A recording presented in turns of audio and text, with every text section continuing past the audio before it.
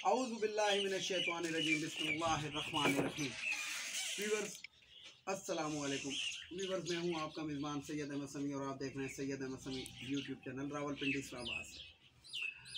Viewers, जैसा कि आपको मालूम है, आपने तकरीबन पाकिस्तान की 22 करोड़ आवाम में से 7-8 करोड़ जो है वो ये 3-4 दिन से ये टीवी के ऊपर या मोबाइलों के ऊपर नेट के ऊपर बैठी हुई है और कंटिन्यू वॉच कर रही है कि सुप्रीम कोर्ट क्या फ़ैसला देता है।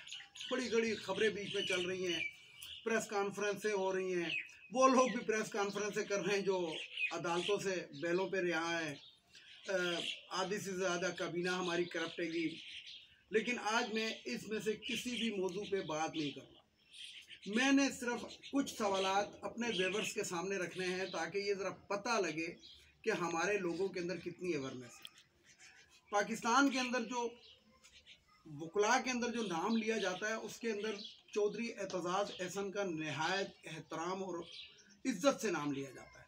हालांकि मैं कुछ भी व्लॉग्स के अंदर चौधरी एतजाज़ एहसन की खामियों की भी निशानदेही करता हूँ। सबसे पहली बात यह है कि वो इतने बड़े वकील हैं, बैरिस्टर हैं। बैरिस्टर होने के साथ साथ उनको हर चीज़ के ऊपर एक अबूर हासिल है, सियासतदान है और सियासत के अंदर उनका बहुत बड़ा एक नाम है। फिर पाकिस्तान पीपल्स पार्टी में क्या, पाकिस्तान पीपल्स पार्टी के अंदर आसिफ अली जरदारी से सीनियर इस टाइम अगर कोई है तो वो चौधरी एतजाज़ एहसन। तो चौधरी एतजाज़ एहसन जैसे लोग पीपल्स पार्टी के अंदर इस जरदारी को ये बात नहीं समझा सकते थे कि जो आप कर रहे हैं गलत कर रहे हैं, और अगर आप ऐसा कर रहे हैं तो आप आइन के साथ खिलवाड़ कर रहे हैं, यानी कि जिसे कहते हैं कि एक रेजिस्टेंस पेश कर सकते हैं ये लोग, एक गलत काम होने से रोक सकते हैं ये लोग, लेकिन ये क्यों नहीं रोकते। दूसरा नाम एक मैं रज़ा रब्बानी का लूँगा। बहुत अपने आप को जनाब कानूनदान और फलाना, और इवन के जब वो फौजी अदालतों का बिल पास हो रहा था पाकिस्तान पीपल्स पार्टी की हुकूमत में, आसिफ अली जरदारी सदर थे, तो ये सेनेट का चेयरमैन था रज़ा रब्बानी, तो इसने कहा था कि ये ना हो चाहते हुए भी, क्योंकि ये आइन से मुतसादम है। आज वो बिल्कुल खामोश क्यों है? मतलब ये जो रज़ा रब्बानी है, क्या उसकी तड़ मर गई, या इस हमाम के अंदर वो भी नंगा है, वो भी इक़्तिदार का भूखा है? या तीसरी और आखिरी चीज़ मैं ये कहूँगा कि ये जो है रज़ा रब्बानी जो है, या ये भी वो जो एक आजकल वो एक चल रहा है कि रिज्यूम कि जो इमरान खान को हटाया था, यानी कि अमरीकी वो ख़त, क्या ये भी रज़ा रब्बानी भी उसका हिस्सा है? फिर अयाज एक नाइक, ये मैं पीपल्स पार्टी के लोगों के नाम ले रहा हूँ। अयाज एक नाइक ये वो शख्स है कि गवर्नर पंजाब भी रहा, बड़े बड़े ओहदों पे फाइज रहा, वज़ीर कानून रहा पाकिस्तान पीपल्स पार्टी का, और ये जो है उसका वो जो डॉलर गर्ल थी उसका मुकदमा लड़ने के लिए तो अदालत के अंदर बड़े तेज़ी में पहुंचा था। लेकिन इसके ऊपर वो सिर्फ अदालत ने क्या सवाल किया है? अदालत ने सिर्फ ये सवाल किया है कि ये बताएं कि जो रोलिंग दी है ये पार्लियामेंट, ये खत जो दिया है चौधरी शुजात का, ये सही है कि नहीं है। तो इसके ऊपर इन तमाम की बोलतियाँ बंद हुई। ये मैंने 3 नाम ऐसे लिए हैं कि जो अपने आप को अदालतों का डॉन समझते हैं। एहसन भून शून ये जो है ना, ये ऐसे मौसमी बटेरे हैं, क्योंकि जो भी सुप्रीम कोर्ट बार जो होती है या पाकिस्तान बार कौंसिल, ये जो बार कौंसिल है, ये टोटल की टोटल करप्शनों का मंबा है। चोरों से अगर तहफ़्फ़ुज़ चाहिए तो आप इन बार से रब्ता करें। अगर आपने कोई ऐसा काम करवाना है कि आपने अदालतों को जनाब मुतनाज़ा बनाना है, तो आप इन बार कौंसिलों के अंदर पैसा लुटाएं, जैसे नून लीग लुटाती है, लुटाती रही है। यही चौधरी एतजाज़ एहसन, यही रज़ा रब्बानी, यही लोग जो थे, कल तक जब नून लीग ने सुप्रीम कोर्ट ऑफ पाकिस्तान पे हमला किया था, कभी इन लोगों के मुंह से एक लफ्ज़ भी ये सुना है नहीं अदालतों में जाके कि जनाब इन लोगों को कैफ़े किरदार तक पहुंचाना चाहिए था, और ये जो चौधरी इफ्तिखार चौधरी ने जो इनको माफ़ी दी है, गलत दी है। इसी तरीके से आप आगे ज़रा सा चलते हैं। अब ज़रा सा थोड़ा सा और मज़ीद आगे चलते हैं कि आप इससे अंदाज़ा लगाएं कि जब भी कोई आईनी मसला होता है तो उसमें बार कौंसिल जो है ये एहसन भून जो है ये छलांग लगाता है। कभी नवाज शरीफ की सज़ा माफ़ कराने के लिए, कभी किसके लिए, कभी किसके लिए, कभी ह्यूमन राइट्स के उसके ऊपर। इसका काम क्या है? बार कौंसलों का ये काम नहीं है। लेकिन इनको ये क्यों छलांगे लगाते हैं? क्योंकि पीछे से जो सियासी जमातें होती हैं उन्होंने इनको बताया हुआ होता है कि जब हमारी हुकूमत आ गई तो हम आपको जज बनवा देंगे हाई कोर्ट का, सुप्रीम कोर्ट का। उसकी जो बेहतरीन किस्म की मिसाल है वो ये जो यानी कि लोगों के जहनों में ये नहीं होगा, लोगों को पता भी नहीं होगा कि ये जज किस तरीके से बनते हैं। लेकिन मैं आज आपको बता दूं कि जो अतर मिनल्ला साहब बैठे हैं इस्लामाबाद हाई कोर्ट के चीफ जस्टिस बने हुए, ये इफ्तिखार चौधरी का वकील था। इफ्तिखार चौधरी का वकील था। वहाँ से जनाब ये इन्होंने जो वो कहते हैं कि वो जो इमरान खान कहता है चेरी ब्लॉसम बूट पॉलिश फलाना ढिमकाना, तो वहाँ से इन्होंने कुछ और करना शुरू किया और आज वो हाई कोर्ट के जज, यानी कि पहले लाखों करोड़ों अरबों रुपया कमाया वहाँ से जब ये वकील थे। लेकिन बुढ़ापे के लिए सहारा तो ये इस तरह के हरबे इस्तेमाल करते हैं और फिर जज बन जाते हैं। मैं एक जाती सी मिसाल मतलब ये मेरी जाती राय है कि ये कौन सा मयार है आपके जज बनाने का या जज अपॉइंट करने का। आज जस्टिस फाइज ईसा साहब ने एक ख़त लिखा है चीफ जस्टिस ऑफ पाकिस्तान को कि जजिस के तकर्री से पहले ये वो।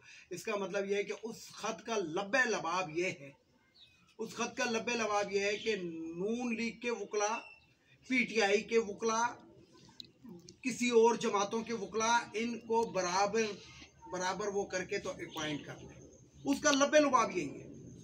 क्योंकि जस्टिस काजी फाइज ईसा जिस मनसब के ऊपर बैठा है, आने वाले दिनों में वो चीफ जस्टिस ऑफ पाकिस्तान भी होगा। लेकिन ये वो करप्ट तरीन शख्स है जिसने नवाज शरीफ की राह पे चलते हुए मनी ट्रेल नहीं दी बल्कि बीवी पेश की। और सरीना ईसा यानी कि उसने मुख्तलिफ तरीके से मीडिया के ऊपर इधर उधर ये वो कर करा के रो धो के, तो मैं अपनी वीडियोस के अंदर कहता रहा हूँ कि भाभी के आंसू ना देखे गए जजों से। अब आते हैं जरा नून लीग की जानिब। नून लीग के भी वकला, उनके अंदर वैसे तो बहुत इनके ये बार कौंसलें इनकी हैं, लेकिन ख्वाजा आसिफ ये भी पेशे के हिसाब से वकील है। ये जो वजीर दाखिला बना हुआ है जो मनशियात फरोश है राना सनाउल्ला, ये भी पेशे के एतबार से वकील है। और तारा अब मैं क्या नाम लूँ, कार्टून याद आ जाता है मुझे, वो पापाया द सेलर, तो उस तरह का ये कार्टून है। ये भी बल्कि ये तो नस्ली वकील है क्योंकि इनके जो दादा थे जो सदर पाकिस्तान रहे, उन्होंने ब्रीफ केस कल्चर मुतारिफ कराया था, वो चीफ जस्टिस भी रहा था, जज भी रहा था। तो ये भी तमाम वकला है, इनको ये हर बात पता है। लेकिन शौक के इक़्तिदार के अंदर ये इस तरह के अंधे हुए हैं और दूसरी तरफ एक तरफ शौक के इक़्तिदार और दूसरी तरफ एंटी इमरान खान। लेकिन बात यह है कि पुलों के नीचे से अब इतना पानी गुजर चुका है कि अब आवाम को समझ आ चुकी है कि इमरान खान एक लफ्ज़ के, अच्छा इमरान खान जो बात करता था वो आज किस तरीके से हो रहे। उसने कहा था कि जब मैं इन सब पे हाथ डालूंगा ये सब एक हो जाएंगे, कोई मानने के लिए तैयार नहीं था। यानी कि आप इससे अंदाज़ा लगाएं पाकिस्तान के अंदर करप्शन के मयार का, इन्हीं वकला के होते हुए, इतने बड़े बड़े ओहदों पे फाइज वकला के होते हुए, कि पाकिस्तान के अंदर चोरों को तहफ़्फ़ुज़ देने के लिए इस्लामी जमात इस्लामी और ये मौलाना फजलुर रहमान, ये जमीयत उलमाए इस्लाम मौलाना फजलुर रहमान चोरों को तहफ़्फ़ुज़ देने के लिए इस्लाम की बेहतरीन खिदमत पेश कर रहा है। कि इस्लामी होते हुए एक लबादा उसने जो ओढ़ा हुआ है वो चोरों को प्रोटेक्शन प्रोवाइड कर रहा है। इन इतने बड़े बड़े ओहदों पे वकला के बैठे हुए, लेकिन इन लोगों को शर्म नहीं आ रही। तो ये कुछ बातें थी व्यूअर्स कि मैंने आज करनी थी, ये मैंने इन लोगों के बारे में, तो मैंने सोचा कि कमेंट ज़रूर दीजिएगा इस बारे में कि आप लोगों की इस बारे में राय क्या है। अब आते हैं ज़रा सा आखिरी लम्हा आते हैं सुप्रीम कोर्ट की जानिब। तो सुप्रीम कोर्ट ने 5:45 बजे, जिस टाइम तक ये मेरी वीडियो आपको मिलेगी तो हो सकता है कि उस वक्त तक फैसला भी आ चुका हो, लेकिन 5:45 के बजाय हो सकता है 7, साढ़े 7 बज जाए। मैं सुप्रीम कोर्ट ऑफ पाकिस्तान से एक सवाल करता हूँ।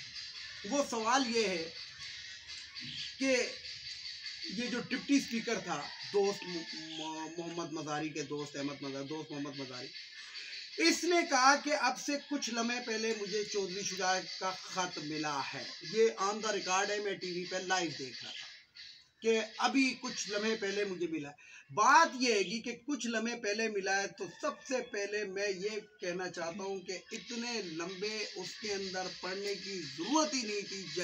अदालत सुप्रीम कोर्ट को कि 3 दिन तक 4 दिन तक बल्कि पूरे 5 दिन हो गए कि आपने कौम को लटकाया हुआ रखा है।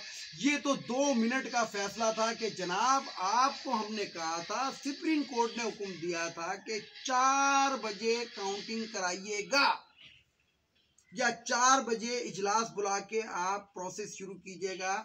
6 बजे आता है दोस्त मोहम्मद मज़ारी और 7:30 बजे वो जेब से खत निकाल कर दिखाता है। ये 2 घंटे पाकिस्तानी कौम के जो हैं, इन 2 घंटों का लाश पाकिस्तानी कौम को अब तक उठाना पड़ा। सिर्फ उससे ये पूछा जाए कि भाई जी ये 2 घंटे जो थे, आप फुप्पी पराठे पका रही थी, आप खा रहे थे, क्या कर रहे थे ये 2 घंटे? आप किधर थे, कहाँ बैठे हुए थे, आप उसके अंदर क्यों नहीं आए? और यहीं पे उसके ऊपर कंडेम ऑफ कोर्ट इस छोटी सी उसका लगा दे तो मुझे यकीन है कि सलाखों के पीछे से नहीं निकल सके। आसिफ अली जरदारी दुबई फरार हो गया। पीटीआई के पाकिस्तान पीपल्स पार्टी पार्लियामेंटेरियन के वकला से सिर्फ ये पूछना था कि टीवी दिखाता रहा है, सोशल मीडिया दिखाता रहा है, हर कोई दिखाता रहा है कि जनाब जरदारी शुजात के पास जा रहा है, आ रहा है, जा रहा है, आ रहा है। और जब सुप्रीम कोर्ट के अंदर हेयरिंग शुरू हुई तो जरदारी साहब दुबई क्यों गए? सिर्फ ये एक सवाल पूछ लिया जाता तो मेरा ख्याल है दूध का दूध पानी का पानी हो जाता। वीडियो को लाइक करें, शेयर करें, सब्सक्राइब करें, बेल आइकन के बटन को जरूर दबाएं ताकि मेरी नेक्स्ट वीडियो आपको मिल सके। इसके साथ ही इजाज़त चाहता हूँ तमाम देखने वाले सुनने वालों को। अल्लाह हाफिज़। और आखिर में वही नारा, पाकिस्तान जिंदाबाद।